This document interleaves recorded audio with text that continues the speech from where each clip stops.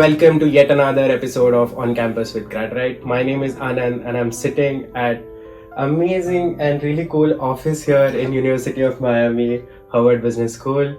I'm privileged to be in the company of Dr. Doug. Thanks for taking time out, Dr. Doug. Yeah, thanks for having me. All right.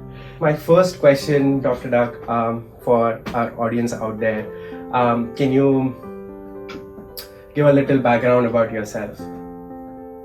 Yeah, so Doug Layman, I am the academic director for the MS in Business Analytics here at Miami Herbert Business School. So I was reading a lot about MS in Business Analytics at Herbert, and let me tell you, it's every time I open a new web page, I see a new different finding about the program. Okay. So can you tell us a little bit about what's the design of this program which is making it unique at Herbert, which is probably not out there in other universities as well? Can you tell us everything about it? Yeah, I think that if you're interested in an analytics program, you definitely want to, get a feel for the curriculum and what kind of training you're getting. I think that analytics, is very broad. Yeah. Which is an advantage. It's in demand in many different areas, but because of that, the training I think is not standard across programs. I think that myself and people that built this curriculum, we come from a bit more maybe like math and statistics background, so we have kind of a very rigorous curriculum. I think if you compare ours with others, we're on what students would call like the more technical side. Mm-hmm. I don't like differentiating like that, but we are kind of on the more technical side. Mm-hmm. We're a 1-year specialized master's in business analytics, preparing students, and all the tools to really hit the ground running in a career in analytics or data science.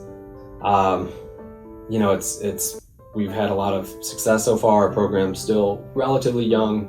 Not as we're about maybe 7 or 8 years right now. And to be here this whole time and see sort of the curriculum change year over year as the industry shifts, we kind of shift the curriculum with it to see the program grow, the students, the student outcomes, and now to see alumni, further along in their careers. It's really been an incredible ride. That's nice. So when you say 1-year program, do you actually complete the entire master's in 1 year? Or how does that go? You do, yeah. So this is a 1-year specialized master's, actually August to May. Mm-hmm. So I guess actually one academic year or 10 months. It's a busy year. So to get all of that in 1 year, you have to be busy all the time. We are on the quarter system here. So instead of full semesters, we have 2 quarters per semester. Students typically do 4 courses per quarter, so it's 16 courses over the course of the degree. It's fast paced. That's nice. And I've read about criteria, and just correct me if I'm wrong. But do you also take 3 years degree, undergrad degree, to get into MS in BC? So I don't know if I'm the person to answer this one. I think yes, as long as that is equivalent to like a bachelor's degree in the U.S. So in the U.S., our undergraduate tends to be 4 years. Some students finish early. I've had students do the degree in 3 years. But I think as long as, if you're doing a degree abroad, as long as it is equivalent to a U.S. undergraduate degree, then the length of time itself doesn't necessarily matter. Correct. Who is this program for? I'm sure you'd agree, business analytics is such a booming industry right now, and everybody wants to get onto the train. But who is it for actually? Do you really need to have analytics background to get into masters for it? So, how does that? Yeah, I get 2 questions from prospective students a lot. That is always very hard for me to answer. One of them is, what student do you want to come into the program? That's a tough one for me to answer. The other one is, what can I do? If I get this degree, what job can I get? Right. I can never give one answer to this because in both cases, it's anything. I think in terms of backgrounds, so what kind of student I want to see in the program. Obviously, this is analytics, it's STEM, there's some programming, There's a lot of, statistical modeling when you're doing this stuff. So you should be quantitative in nature. Right. You should enjoy that stuff. You should enjoy the computing. You should, not be horrible at math and statistics. You should at least enjoy it. Yeah. That being said, you don't have to be a computer science major, an engineer, a math major. We get students from just every undergrad that I can think of. And to me, so we get students from everywhere. We do want to see at least, a couple of math or statistics courses on the transcript. For me, the most important thing is that you are pursuing analytics for the right reasons. Right. So as long as you enjoy it and you have some amount of passion and you enjoy it enough that you're interested in learning more and doing these complicated things, if you find it fun, you're gonna do awesome in the program. Because we are in a business school, I would say probably about half or a little over half of our students come from traditional business undergraduate degrees like finance, accounting, marketing, economics, management, whatever else I might be forgetting. The next big chunk is probably coming out of arts and science, math, statistics, and then a chunk from engineering, computer science, the different industrial engineering, those. But then there's all these, random ones. One of our best students last year, I think, was coming from like sports management. Wow. And let me add one more thing to that. So, you mentioned in your question, I think you said, do you need analytics undergrad? Yeah. Not necessarily. So I think if you have an undergrad degree specifically in analytics, you're obviously going to be super prepared. True. You've probably done a lot of the same softwares. Some of the earlier courses, you might have even seen overlapping material in your senior year stuff. That helps make the program easier for you because it's not all new. But it's not necessarily better in my sense. So I like students that come in that have a background in something else, and then they learn the analytics to complement that. So, I see undergrads that are very interested in marketing. Analytics and marketing pair very, very well. So if you have some subject matter stuff that you bring in, then you learn the analytics. That's going to help you when you start interviewing. If you're, an accountant, and you come and learn some software and some of the analytics, that's going to help you when you go back out. So you don't have to be analytics all the way through your whole life. You can come from something else. I think that, if you come from, let me just use marketing for an example. If you come from that, maybe you've seen less of, R and Python and SQL. So maybe in that first, quarter, that stuff's going to be new. Right. But you're going to be fine as long as you like it. But that your background in another field is going to help you when you start interviewing. Right. You come from analytics, that first quarter is going to be easier because you've seen the software. But then you don't know, you don't have that business background to kind of pair it with. So it's, it can go either way. Analytics helps. But, if you come in with something else, that's equally good in my opinion. Yeah. So, does it also help? So, I'm sure you don't require certain number of job experience for admissions, or does it help? How is it? So, we don't require work experience. I would say that, our median student is probably coming straight from an undergraduate degree, and they do just fine. We get probably, every year, it is a mix. Most of our students are coming straight from undergrad. Every year, I would say probably, 10-15% have maybe 1-2 years work experience. A handful of people might have 5, 6, 7 years. And then every year, to be honest with you, we usually have one person that has 10-15 years experience, and they're just really looking for a different career or kind of a career change. That would actually make a really nice cohort in this classroom, right? It does, yeah. It definitely experience helps. of maybe 5-6 years, freshers. It does, yeah. And I think you see this on, especially when they come to do projects. The strengths that they bring are just very different. Couple of questions on some insights that we want to bring out from Hit me. So when it comes to program, relations are a very important thing, right? We generally don't give a lot of importance when it comes to selecting the university or program, but it is important, right? Networking is Absolutely. what kind of relationships you share with your faculties, your staff in the university, that really matters. So in relation to yourself and other faculty members of the business analytics program, how would you say are the relationships with the students, or what should the student expect from the faculty? Yeah, I think that we are all pretty close with the students. I think it's very, familial around here. Everybody really gets to know each other. At Miami Herbert, obviously we have a lot of different programs. Mm-hmm. Then the MSBA specifically, I feel like I get so close to these students over the year, because I just see them so often. I have some classes with them. I see them around the building. When they work on projects, we usually, have meetings. When you came and knocked on my door, I was in a group meeting with students doing a capstone project. I think that, we're very open here. It's very easy for students to, just walk into a professor's office, ask a question. If you're in a class, even if it's not in that person's class. I had a meeting this morning. I don't know if you can see my board. This is all time series stuff. These are not students of mine. They're in a different class. Oh, okay. That professor wasn't here today, so they came down here, and yeah, it's very comfortable. The year goes by quick, but I feel like I get to know them pretty well. I think the other faculty would agree. We all kind of get to know them well.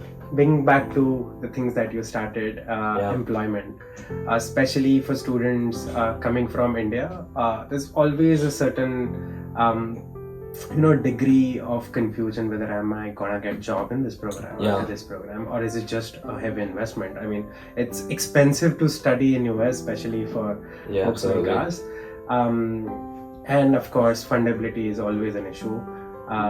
Scholarships, I'm going to ask you about that in a couple of minutes, but how's the world out there for MSBA students post the graduation? So I guess I'm going to go two ways with this one, analytics in general and then our program here.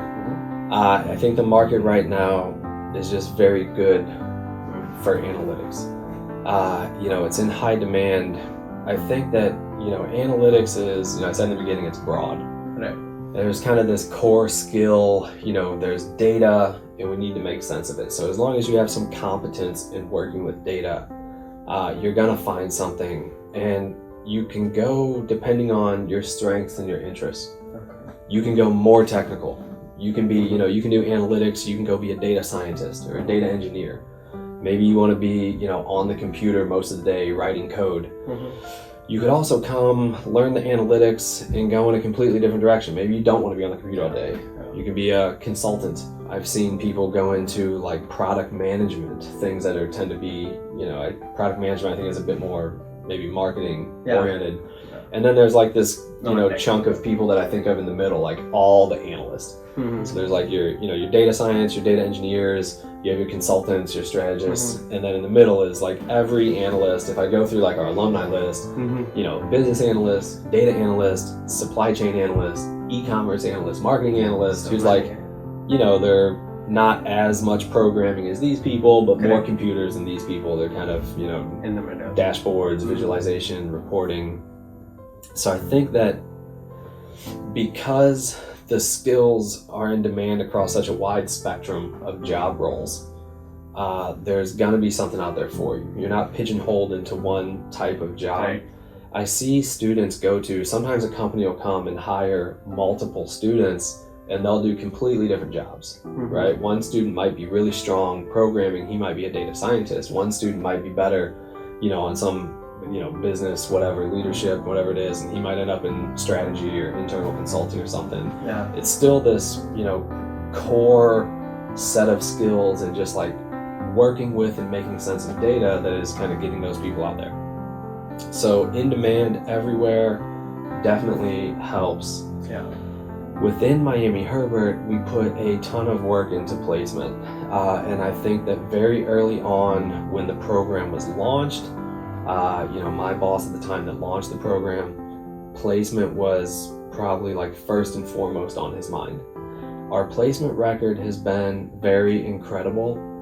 I want to say it's been over 90% probably every year since we started. Last year I think was something like 98%. This year I've heard that we are already approaching 100%, and we still have. Well, I was thinking we still had time before graduation, but I guess graduation is like next week. Yeah, time's moving fast, but we're nearing 100%. That's good. We put a lot of work into it. I think that we're probably one of the few programs where faculty help with placement, like myself. I do a lot of outreach. Right now, we have companies that we've worked with over the years. Our alumni group is just now getting kind of large. So they're coming back. They're at all of these companies around here. They're coming back and hiring from the program. And it's just gone incredibly well. I'm very confident if a student comes to Miami Herbert's MSBA that they are going to find a job. If that's their goal, is to come here, stay and work. Right. That is going to happen. I just don't know how our record could be any better. It's really good, and we put so much work into it. I'm very confident if someone were to come in, we're going to get you that job. I remember reading about this DIRPA. I hope I'm not butchering the... No, it's perfect. DIRPA, and that was quite interesting. I mean, I don't think I've seen that kind of setup anywhere, right from the internship stage. So, would you like to tell our students a little bit about it? Yeah. So DIRPA, the Deloitte Institute for Research and Practice in Analytics, this was launched thanks to a large donation from Deloitte to the analytics program. It is sort of this, it's a relationship with Deloitte and funding to do extracurricular things around analytics. Within the program, we have a course at the end in experiential learning. We call it our capstone course. Students work, a group project with a company in the area for the duration of the second semester. Deloitte commits to usually 4 capstones per year. So right now there's 4 groups of students. I think we have 16 total working on these projects with Deloitte. Okay. Deloitte's very hands-on, so I think it's, that's one of the maybe unique things about this Deloitte Institute. I think it's, a lot of companies probably donate money to schools, but they're probably not hands-on. Actually getting year to year. Deloitte has been a tremendous partner, very hands-on with us. They do the capstones, that's part of it. They run what we call the Deloitte Scholars Program. This is a scholarship, so all the students that arrive in August, they can apply to it. Deloitte will kind of filter through, they'll put them through an interview process, and we usually identify about 10 students per year as a Deloitte Scholar. That is a monetary award, it is a scholarship, but then Deloitte will assign each scholar a Deloitte consultant to serve as a mentor. And it's not MSBA related mentorship, it's like lifelong career development, professional development. You reach out to your mentor for whatever you need. That Deloitte Scholars program is the only thing we do through DIRPA that is like application and exclusive, right? Because we get, obviously not everybody can get the Deloitte scholarship, so that's the only thing that is exclusive to the scholarship winners. Everything else everyone can participate in. So in addition to the capstones, Deloitte usually does 2 large workshops per year. In the fall, they typically do case interview preparation. So if you want to go into consulting, they have this case interview format. Deloitte helps train students on that. In the spring, they do another workshop. This one it's changed. I think in the past they did storyboarding, or like storytelling, and then they also did business chemistry. Deloitte typically does 2 major lectures per year. Okay. So we have a lot of guest speakers around the business school, within the program, around the school. I mean, there's so many guest speakers that come in. It's like, weekly, multiple. Deloitte will identify kind of thought leaders within the company nationwide to come in and give kind of 2 talks per year. So those are things that we do with Deloitte. But then with that funding, we're able to do other things funding for workshops. So if there's something that the students want to learn about and we don't have it in the curriculum, some new software, or they want to go deeper in something, and there's funding to pay somebody to come in and do a 1 day, 2 day workshop, a weekend thing.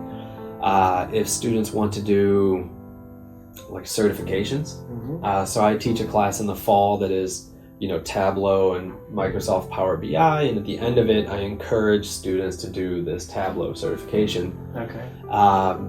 DIRPA can fund that. So if you do these certification exams, it'll pay for that.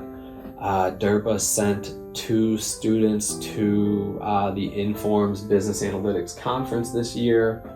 And then there's a number of other things that are like on the faculty side, faculty research awards, faculty research grants. But to be honest with you, it is, it's a great source of, it's a great opportunity for, it's like extracurricular analytics things. And I'm always open to ideas. So if you're sitting there watching this video and you think, it would be great to do this, if I was in school, I would want to see this, just tell me, as long as it's reasonable, we can probably figure out how to do that. In terms of all these, workshops and certifications, like DIRPA's here, we want to do these things. Right. If there's something that, I'm not thinking of, just tell me what it is and we can probably make it happen. That's cool. I mean, I'm just thinking about the opportunities that student will get once he enrolls into the program. It's crazy. But again, thanks for sharing. Yeah, absolutely. Which brings me to the other questions actually add on to the scholarship. So I believe this DIRPA scholarship is after you get admitted, and then it is as of now. But are there other scholarships specifically for MSBA that student can actually think of in reducing the overall tuition? So all students are considered for some form of merit-based scholarship at the time of admission. It does not require a separate application. This is, largely formula-based. So these are things like your GPA, work experience, test scores, things like this. And that is, again, everybody's considered for this at the time of admissions. That is the main scholarship that I think most students rely on. I do occasionally see students come in with external scholarships. So they, there's, and I'm not very familiar with this, but there are government scholarships out there. You apply to them. I've seen, I've talked to students that applied to, 20 of these things and got lucky and got one. Occasionally you see that. I know a little bit less about that though. Specifically from the Herbert Business School, you already have a opportunity of getting into scholarship without even a separate application, right? Correct. So that's really helpful. That brings me to one of the last questions, is about deadlines. I'm sure most of the schools have shut down their doors, and this is a very busy season to just go through applications and pick students. But how do the application deadlines look like for MSBA? So if you're thinking of applying like right now for this fall, you want to apply just ASAP, as soon as possible. I think the bigger issue there is not necessarily, it's not that we're going to be shutting down admissions. It's that, as an international student, there's a paperwork process. Correct. Visa. And I don't remember the exact date, but I think sometime in like either late May or early June is where, like, if you're not doing the visa paperwork by that point, you're probably not going to make it by August. So I don't know exactly what date they've specified, but if you are interested next year, and I do encourage you to apply, I would say, just apply ASAP. Right away. And, I think get in the system, do the application, get in as much as you can, submit, unofficial transcripts, things like this, and just submit it so that the committee can see it. We aren't going to reject you if something's missing. We're going to reach out to you and say, hey, you need this, or, if a transcript is en route, we'll know about it. So you don't have to sit here and wait until everything's 100%. Like, just submit it, the committee will see it. Okay. In general, so just year over year, not necessarily for this fall. In general, I think, so we did it a little bit different this year. We had kind of a different stages of, we had like rounds, round 1, round 2, round 3 admission. I think the bulk of applications tend to come in December, January timeframe. I think our first admissions deadline this year was around the middle of January. Okay. That was when the first round of letters went out, and then they had a second round sometime in, I believe, late February. And then a third round, which I believe was in April. And then from here, it's kind of just, you know, as they trickle in, we're kind of considering them. Right. So I think mainly for students who are looking into getting here in this fall, what's the admission process like? I'm sure there's tons of information, but from your perspective, are there any tips or suggestions for the students out there that they should consider while applying? Or if it's, I don't know if there's is there an interview? Typically, yes, an interview. Okay. This time of year, there's a good chance that the interview would be with me. Oh. So it depends. Yeah, it depends on the time of year and what my schedule looks like. But right now, I'm doing a lot of interviews. You know, you apply online through BusinessCast, get in there. It's gonna have you upload some basic stuff, transcript, resume, anything, you know, test scores, whatever else. My advice, as I said, get in, just submit it. If you're not 100%, if you have unofficial transcripts, you don't have to wait for everything. Just submit it so that we see it and know that it's there. What's probably going to happen is either myself or somebody on our graduate business team is going to reach out. Thank you for applying. I'd love to discuss with you, you know, schedule a time on my calendar, and then we'll have an interview. You know, in the interview, I kind of just want to meet you, you know, see how you are. See your, you know, communication, things like this. I think, and this, you know, I can't speak for everybody or all schools, but I think if you make it to the interview, it almost seems like it's kind of yours to lose.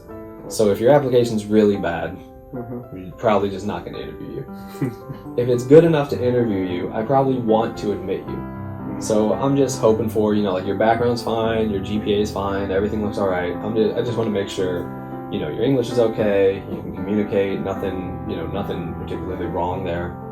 So the interview for me is, you know, it's more of a conversation. It's not like, I'm not going to sit there and, you know, quiz you over regression models and programming. It's not that kind of interview. It's more just, you know, why do you want to come here? What do you want to do? What are your goals? You know, that kind of stuff. Awesome. So, as you mentioned, Professor Doug, I see there's a lot of diversity on the campus, and I'm sure there is in the program as well. While walking on the campus, I sort of saw all sort of nationalities just within 0.5 mile, and it was pretty cool to see. Right, it's quite an international campus, I must say. Having said that, what are the demographics look like in your program? Do you see a lot of Indian students as well? How's that like? So, you know, you are correct, not just in the international, you know, campus. I'd say Miami as a city is a very, you know, very diverse place, very popular international destination. So, you know, it's nothing like where I grew up. I grew up in the middle of the country, and it wasn't as diverse as this. Within the program, I think every year we're typically about, you know, maybe 50 to 60% international, 40 to 50% domestic. You know, those numbers might tweak up or down a little bit each year. We do have Indian students every year. It's not a large group. Right. You know, we need to improve our recruiting in India. I think we do hope to see more Indian students in the program. A lot of students, you know, from just everywhere. So somebody puts together this, you know, visualization every year where they show like the countries represented within the program. And every year, just within MSBA, it's usually like, you know, 10 to 15 countries represented. Across Miami Herbert, it's usually 25, 30 countries represented. So, you know, very, very diverse place, very open to international students. All right, thank you for being so patient and answering all of my questions. Thanks for having me. Thank you so much. And I'm sure it has helped a lot of students watching this video. and hopefully you'll see some of them this fall or maybe next year. Yeah, I'll be looking, and I'm gonna be watching the application system. So get it in there, shoot me an email, let me know that you applied. Looking forward to seeing some of you. Awesome. Thank you. Thank you.